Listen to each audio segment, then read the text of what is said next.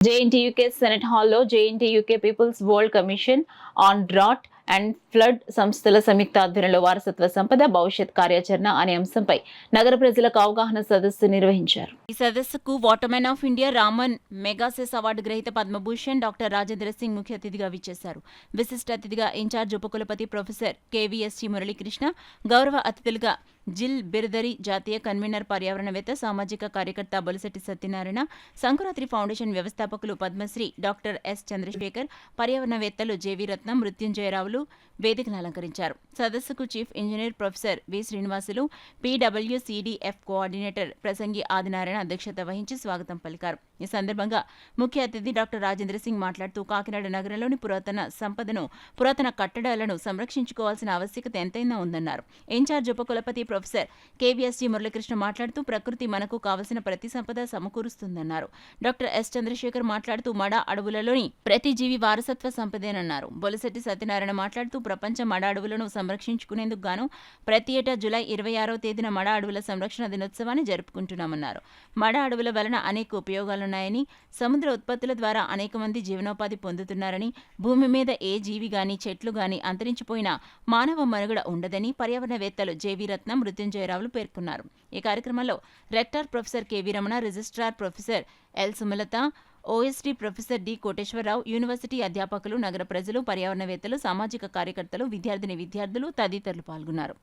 అందులో ఉన్న ఎన్ని రకాల జంతువులు ఉన్నాయో ఎవరికి తెలియదు. నిజంగా దగ్గరికి వెళ్ళి చూస్తే కానీ అది కూడా మన సంపదే, మన వారసత్వ సంపదే.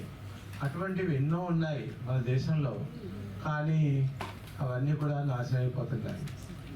ఎందుకు అవుతున్నాయి అంటే అవగాహన లేక, సామాన్య మానవుడికి అర్థం కాక, స్వార్థంతో కూడిన మనసు కాబట్టి ఏమీ పట్టించుకోకుండా ఎవరికి వారు నేను బాగున్నాను అని అనుకుంటున్నారు.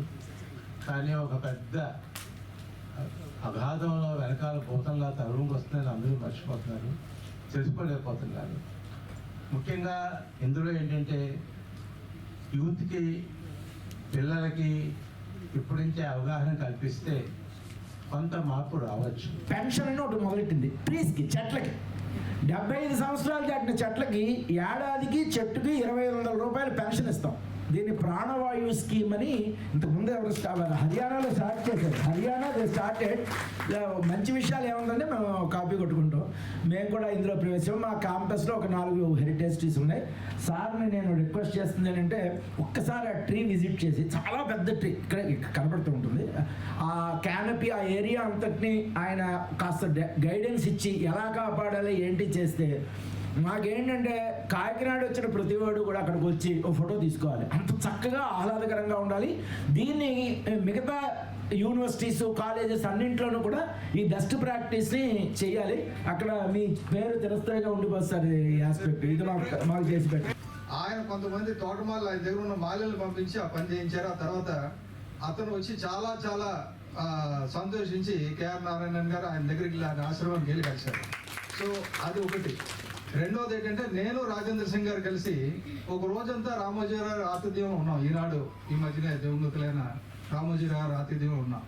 ఆయన కూడా అడిగింది ఇది ఒకటే ప్రశ్న, సార్ మాకు నీరు సమృద్ధిగా ఉండేటట్టు పర్మనెంట్గా మా ఏరియాని ఎలా చేస్తే బాగుంటుందో జల సంరక్షణ గురించి సలహా కావాలని చెప్పి ఒక 5 సంవత్సరాలు అయితే 5 సార్లు ఒక సార్ 5 సంవత్సరాల క్రితం ఉదయం నుంచి రాత్రి వరకు రామోజీరావు గారితో మేము కూర్చున్నాం. అక్కడ అది చేశారు. కాబట్టి తప్పనిసరిగా మీ యూనివర్సిటీ చిరస్థాయిగా నీటి కొరత లేకుండా ఉండేటట్టు రాజేంద్ర సింగ్ గారు ఆ పని చేసేటట్టు నేను చూస్తాను. चार्म बढ़ा है इस वक्त.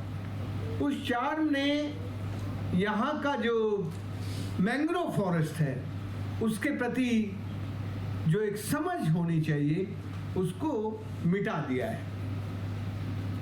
मैं सरप्राइज हुआ जब मैं आज कोरंगी फॉरेस्ट में था. मैंने अपनी ज़िंदगी के बहुत छोटी उम्र से फॉरेस्ट में जाना और खासकर समुद्र के किनारे के नदी में जाना वो मेरे स्वभाव था, बचपन से स्वभाव था. इसलिए जंगल में जाके देखना, मैंने 50 साल मेरे जीवन के हुए, मैंने इतना अच्छा मैंग्रोव फॉरेस्ट इस दुनिया में नहीं देखा. नॉट ओनली इन इंडिया, दुनिया में नहीं देखा. 127 देशों की यात्रा करने के बाद इस तरह का डीप ग्रीन मैंग्रोव फॉरेस्ट कहीं नहीं है, जैसा डीप ग्रीन लीव्स और बड़े पेड़